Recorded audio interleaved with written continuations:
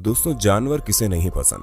हर किसी को कोई ना कोई एनिमल तो पसंद ही होगा, क्योंकि एनिमल्स कुछ ना कुछ अलग करके हमें हमेशा चौंकाते रहते हैं। लेकिन क्या आपको पता है इनमें सबसे अनोखी बात क्या होती है? दोस्तों, जानवरों में सबसे अनोखी बात इनके बेबीज होते हैं, जो कि बहुत ही प्यारे प्यारे और क्यूट होते हैं। इतने मासूम कि कोई भी इन्हें देखकर प्यार करने लग जाए।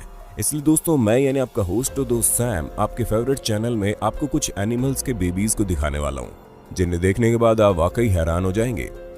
तो दोस्तों, तैयार हो जाइए, क्योंकि वीडियो क्यूटनेस से भरी हुई लोडेड है, इसलिए इसे लास्ट तक जरूर देखना। अगर वीडियो पसंद आए तो लाइक भी कर देना। हिप्पोज। दोस्तों, जैसा कि हम अच्छे से जानते हैं कि हिप्पोज साइज में काफी बड़े होते हैं। ये बहुत ही ज्यादा गुस्सैल स्वभाव के भी होते हैं। लेकिन दोस्तों, अगर बेबी हिप्पो की बात की जाए तो वो थोड़े अलग होते हैं, क्योंकि वो काफी क्यूट होते हैं। हम आपको बता दें, 8 महीने की प्रेगनेंसी के बाद एक मादा हिप्पो बच्चे को जन्म देती है, जिसके बाद बेबी हिप्पो जन्म तो पानी में लेता है, लेकिन वो अपनी पहली सांस अपने आप को पानी के अंदर से बाहर निकाल कर लेता है। वैसे तो एक बार में मादा हिप्पो एक ही बेबी को जन्म देती है, लेकिन कभी कभी ट्विंस भी पैदा हो जाते हैं। दोस्तों, मादा हिप्पो अपने बच्चों की काफी ज्यादा देखभाल भी करती है, उन्हें कोई नुकसान नहीं पहुंचाती।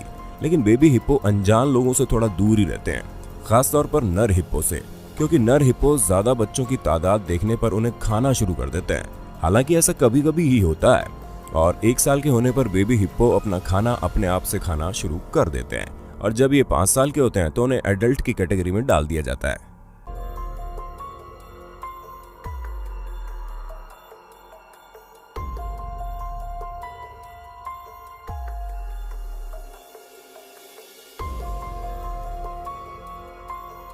स्नेक्स। दोस्तों, इस वीडियो के बाकी जानवरों की तरह हम सांप के बच्चों के क्यूट होने की कोई गारंटी नहीं ले सकते, क्योंकि सांप छोटे हो या बड़े, इनके खतरनाक होने में कोई डाउट नहीं होता, और ये बचपन से जहरीले और खतरनाक होते हैं। अगर बात करें न्यूबॉर्न बेबी स्नेक की, तो दोस्तों स्प्रिंग के महीने में सांप बहुत कम अंडे देते हैं, और सबसे ज्यादा सांप गर्मियों के महीने में पैदा होते हैं, क्योंकि गर्मियों के महीनों में सांप सबसे ज्यादा अंडे देते हैं, जहाँ पर एक फीमेल स्नेक 6 से 17 अंडे गर्मियों के महीनों में देती है, और सांप अपने अंडों से 18 से 19 दिनों में बाहर आ जाते हैं। और जब ये बाहर आते हैं तो काफी ज्यादा छोटे होते हैं, यानी कि अगर अनुमान लगाएं तो इनकी औसतन लंबाई 40 सेंटीमीटर होती है। लेकिन दोस्तों, इन्हें छोटा समझने की गलती मत करना, क्योंकि ये छोटे साइज के साथ साथ भी कम खतरनाक नहीं होते। इसी वजह से हमने पहले भी ये कहा था कि सांपों के क्यूट होने की कोई गारंटी नहीं ले सकते। अरे भाई, जो जीव पैदा ही जहरीला हो उसे भला क्यूट कैसे कहा जा सकता है? और तो और दोस्तों, सांपों में भी सबसे खतरनाक सांप होते हैं वो ब्लैक माम्बा होते हैं, जो हर साल कई सारे अमेरिकन्स को मौत के घाट उतार ही देते हैं।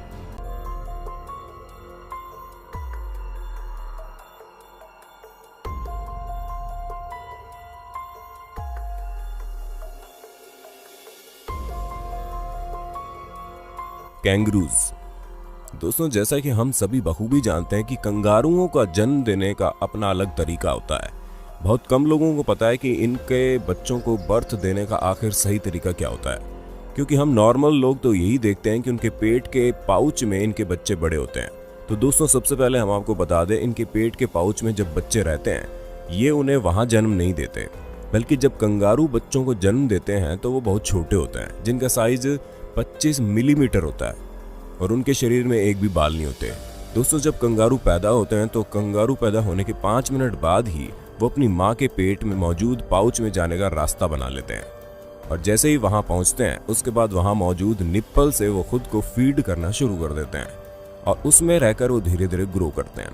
दोस्तों, जन्म के 190 दिन बाद कंगारू अपनी माँ के शरीर में मौजूद पाउच से निकलकर बाहर खेलना शुरू करते हैं, लेकिन बाद में वो वापस पाउच में चले जाते हैं, और लगभग 235 दिन के बाद वो पाउच से निकलकर बाहरी दुनिया में रहना शुरू करते हैं।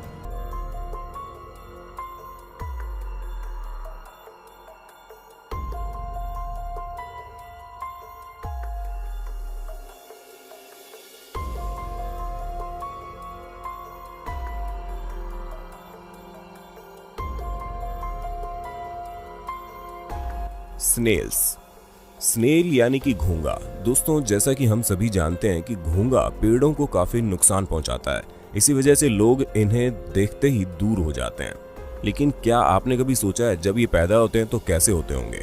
हालांकि लोगों को लगता है कि ऑलरेडी छोटे साइज के होते हैं, और जब ये पैदा होते हैं तो ऐसे ही होते हैं। तो दोस्तों अगर आप भी ऐसा सोचते हैं तो ये आपकी गलतफहमी है, क्योंकि घोंघा अंडे के अंदर से 2 से 4 हफ्तों के बीच में निकलते हैं और जब ये अंडों से निकलते हैं तो पूरी तरह से ट्रांसपेरेंट यानी कि पारदर्शी होते हैं, लेकिन इनका आकार बिल्कुल नॉर्मल घोंघे जैसा ही होता है और फिर ये धीरे धीरे खुद को डेवलप करके पूरी तरह से ग्रो करते हैं और हमारे पेड़ों को नुकसान पहुंचाने के लिए तैयार हो जाते हैं।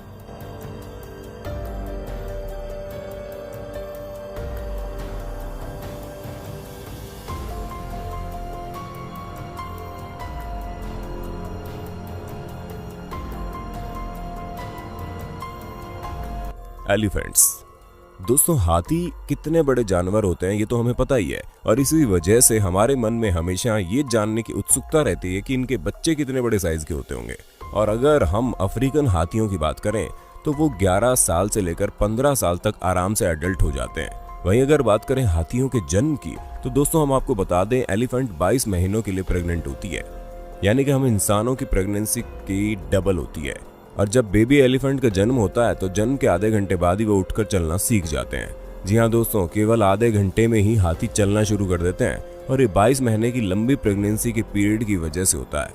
हालांकि वाइल्ड लाइफ के लिए इतनी जल्दी तैयार नहीं हो पाते, लेकिन धीरे धीरे बाकी मैमल्स की तरह ये भी अपने आप को माहौल के हिसाब से ढाल लेते हैं और कुछ समय बाद अपनी माँ का दूध पीने के बाद ये पूरी तरह से वेजिटेरियन हो जाते हैं। लेकिन दोस्तों कुछ भी कहिए, बेबी एलिफेंट दिखने में बड़े क्यूट लगते हैं।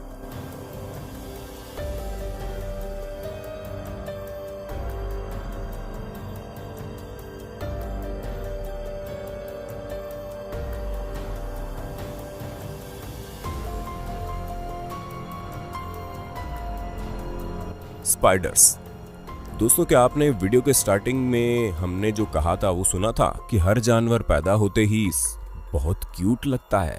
अगर हाँ तो हम अपने शब्द वापस लेना चाहेंगे, क्योंकि स्पाइडर ऐसा कुछ भी नहीं होते। जी हाँ दोस्तों, स्पाइडर भी बाकी अन्य जानवरों की तरह अंडे से निकलते हैं और अलग अलग स्पीशीज के हिसाब से एक अंडे में लगभग 3000 तक स्पाइडर होते हैं। हाँ 3000, यानी कि जब आप अंडे टूटते हुए देखेंगे तो आप उस अंडे से छोटे छोटे स्पाइडर्स को रेंगते हुए देखेंगे, जिन्हें देखकर आपको तो नहीं पता लेकिन हमें जरूर चक्कर आ सकता है। जिसकी सबसे बड़ी वजह यह है कि स्पाइडर अंडों के अंदर ही डेवलप होते हैं और जिस वजह से जब ये अंडों से बाहर निकलते हैं तो ये पूरी तरह से स्पाइडर का शेप ले चुके होते हैं। दोस्तों कुछ स्पाइडर की स्पीशीज अपने अंडों की रक्षा करने के लिए उसके इर्द गिर्द भी घूमा करती है और कुछ अपने हेज के अंदर ही होती हैं और कुछ ही दिनों में ये पूरी तरह से ग्रो कर जाते हैं, जिसके बाद ये बाहरी दुनिया में आते हैं, क्योंकि इनके पास बहुत कम समय होता है जहां पर लगभग ये 1 से 2 साल ही जीवित रहते हैं।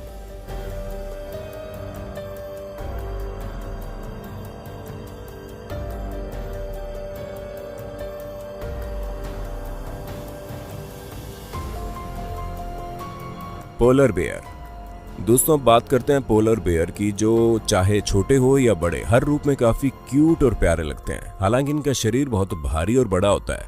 ये काफी भीषण ठंड में अपने आप को जीवित रखने में पूरी तरह सक्षम होते हैं। लेकिन अगर बात करें न्यूबॉर्न पोलर बेयर की तो छोटे पोलर बेयर की क्यूटनेस का तो वाकई जवाब नहीं, और ये जब पैदा होते हैं तो किसी पप्पी की तरह लगते हैं, जिस वजह से मादा पोलर बेयर इन्हें अपने साथ महीनों तक गुफाओं में रखती है और जब वहां से बाहर निकलते हैं तो इनका वजन ऑलरेडी 10 से 15 किलो तक पहुंच चुका होता है और ये दिन भर अपनी मां के साथ खेला करते हैं। हालांकि दोस्तों नवजात पोलर बेयर को देखना लगभग असंभव है, लेकिन हाँ आप इन्हें ठंडे इलाकों में बसे चिड़ियाघरों में देख सकते हैं।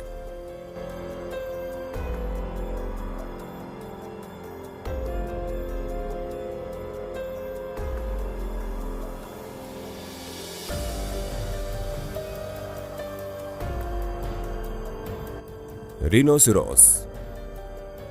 दोस्तों अगर राइनोसोरस यानी गैंडे की बात करें तो दिखने में इतने ज्यादा प्यारे तो नहीं लगते, लेकिन हम उनके बच्चों के बारे में ऐसा नहीं कह सकते, क्योंकि उनके भी बच्चे हिप्पो के बच्चों की तरह बहुत ज्यादा क्यूट लगते हैं और कोई इन्हें देखकर ये नहीं कह सकता कि ये बड़े होकर इतने विशाल और खतरनाक बन जाएंगे।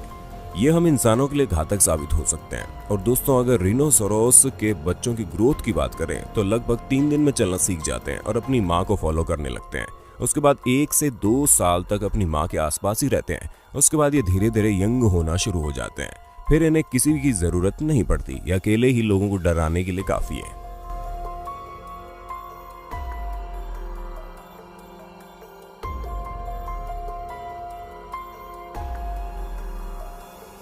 बैट्स। दोस्तों हर जानवर बैट यानी चमगादड़ जैसा नहीं होता, और जब हम ये सुनते हैं कि ये खून पीते हैं तो इनके लिए हमारे मन में कोई अच्छी भावना तो नहीं बच पाती।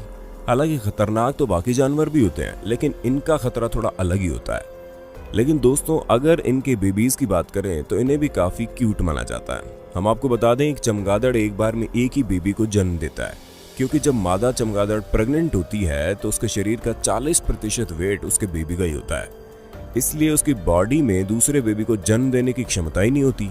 दोस्तों अक्सर न्यूबॉर्न चमगादड़ अपनी माँ का दूध पीते हैं और वो अपने बच्चे की काफी अच्छे से देखरेख भी करती है, और जब ये पैदा होते हैं तो उनके पास ऑलरेडी फंक्शनल विंग्स होते हैं, लेकिन फिर भी ये पैदा होने के साथ उड़ नहीं पाते। इन्हें धीरे धीरे उड़ना सीखना पड़ता है। और अगर बात करें इनके उड़ने की तो ये अपने जन्म के 18 दिन बाद उड़ना शुरू कर देते हैं। हालांकि सभी चमगादड़ एक समान नहीं उड़ पाते, क्योंकि ये उनकी डाइट पर निर्भर करता है। जो चमगादड़ जल्दी ग्रो करते हैं वो जल्दी सीख जाते हैं उड़ना, और दूसरे जीवों का खून पीने के लिए पूरी तरह से तैयार भी हो जाते हैं।